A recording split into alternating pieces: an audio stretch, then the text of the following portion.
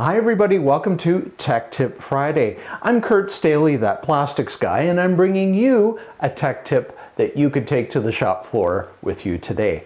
So today we're going to wrap up a series of tech tips that I've done. I believe this is the third in the series that originated with a customer complaint with respect to warping in a part that he was molding, a sort of bin type part, if you can imagine the geometry, in a copolymer polypropylene.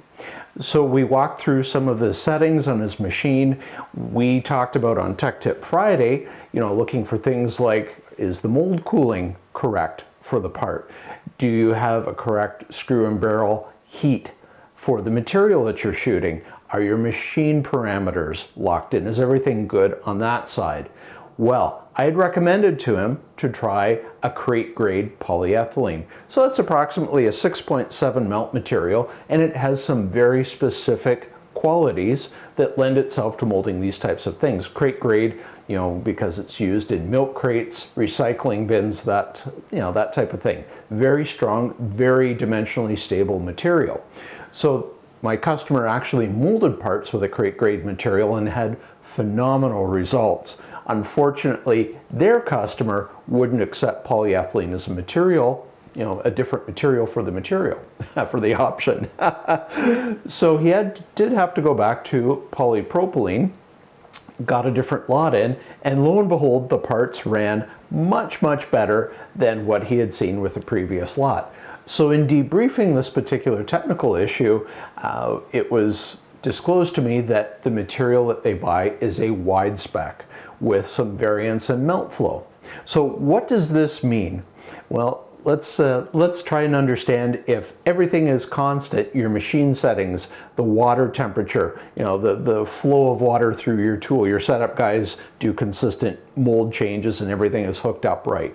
If you are switching from one lot of material to another and seeing changes in your parts, that's not a machinery problem. I'm sorry, it's not. I've been on the receiving end of that in my previous career, too many times, especially with compounded PVC flexible, where it can be a very, very, should we say, a delicate material to try and process, and it can be very susceptible to changes in physical properties that telegraph through to parts.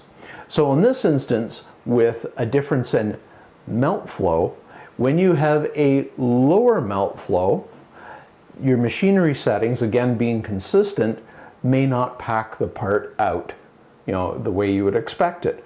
It may not result in a short shot, but if it does result in a short shot, you've got to turn up some injection pressure or maybe a little extra pack and hold. But injection pressure and whatnot would probably get you there, as long as you don't blow the mold open. But if the mold flow is too high, and your machine parameters are consistent, you run the risk of overpacking the tool and inducing extra stress as that part cools. There's more material in there, you're still not blowing the tool open, but you've put more material into the tool than is really optimal.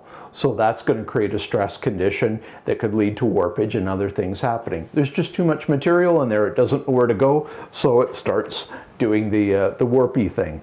I think we've seen it. It just brings to mind that if you're using a wide spec material, do know in advance what you're getting in terms of melt flow or other variables that could possibly impact your processing. And also understand that those change in variables can sort of wander through the lot of material. I think I'll do another video just talking about what wide spec material really is, but just know you certainly need to know the melt flow of the material if you're going to buy wide spec, and you have to be able to adjust your process accordingly based on sort of a history of what certain melt flows will do to your process, tooling, and end parts. And once you have that set of parameters in place, you're far better armed to deal with wide spec that's a little different. So that's your tech tip for today.